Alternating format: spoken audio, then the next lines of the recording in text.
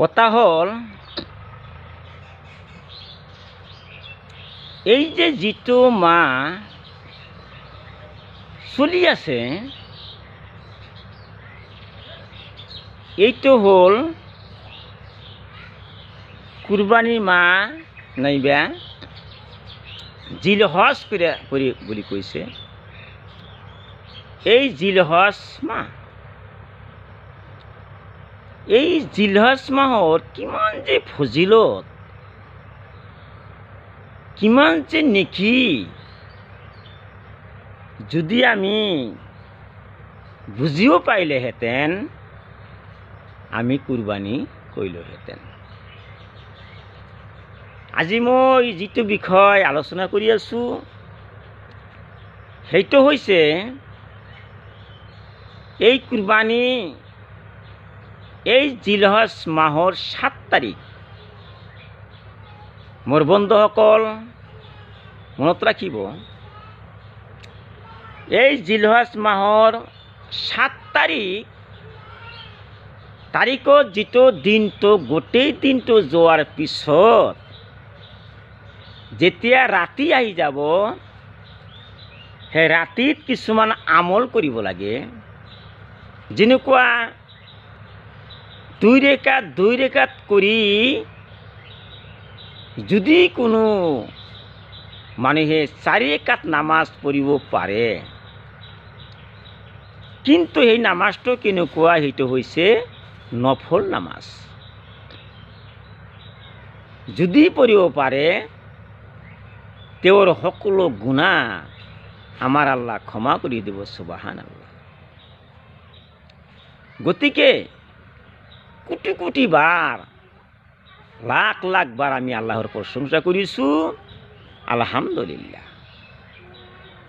আৰু নবীৰ প্ৰতি আমি দৰুদ শৰীফ পঢ়িছোঁ, সাল্লাল্লাহু আলাইহি ওয়াসাল্লাম। গতিকে মোৰ মাসকল, ভাইসকল, সন্মানীয় ভাই ভনীসকল, সন্মুখত ঈদুল আজহা আহি আছে। কোটি কোটি গৰু, কোটি কোটি ছাগলী কুৰবানী হ'ব, সেইটোতো আমি সকলোৱে জানো। তাৰপিছত আৰু এটা কথা ক'বলৈ বিচাৰিছোঁ, যেনেকুৱা এই মাহত, এই জিলহজ মাহত 8 তাৰিখৰ ঘটনা মনত ৰাখিব। যেতিয়া 8 তাৰিখ হ'ব, 8 তাৰিখ দিনটো যোৱাৰ পিছত যেতিয়া ৰাতি আহি যাব, 8 তাৰিখৰ ৰাতি 8 তাৰিখ দিন যোৱাৰ পিছত ৰাতি আহিব, তেতিয়া 2 ৰেকাত কৰি 4 ৰেকাত নফল নামাজ পঢ়িব লাগে। যদি 4 ৰেকাত নফল নামাজ পঢ়ে তেন্তে কি হ'ব, তেওঁৰ সকলোখিনি গুনাহ আল্লাহ মাফ কৰি দিব। এটা হ'ল আয়ামে, তাৰমানে এই নফল ৰোজাবিলাক নফল নামাজবোৰ পঢ়িব লাগে।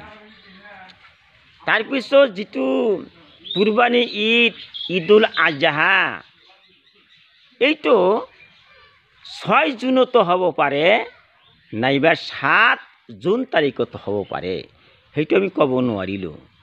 কাৰণ গোটেই পৃথিৱীৰ মানুহ হিচাপ কৰিব কোন দিন কুৰবানীৰ ঈদ, ঈদুল আজহা হ'ব, সেইটো তেওঁলোকে সিদ্ধান্ত কৰিব। গতিকে সন্মানীয় ভাই ভনীসকল, এই যে মই কৈছোঁ 7 তাৰিখ দিন যোৱাৰ পিছত যেতিয়া ৰাতি আহিব, সেই ৰাতি 4 ৰেকাত নফল নামাজ পঢ়িব।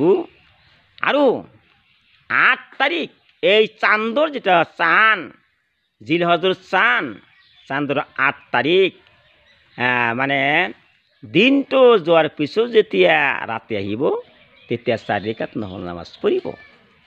এইখিনি কৈ মই মোৰ বক্তব্য সামৰণি মাৰিলোঁ।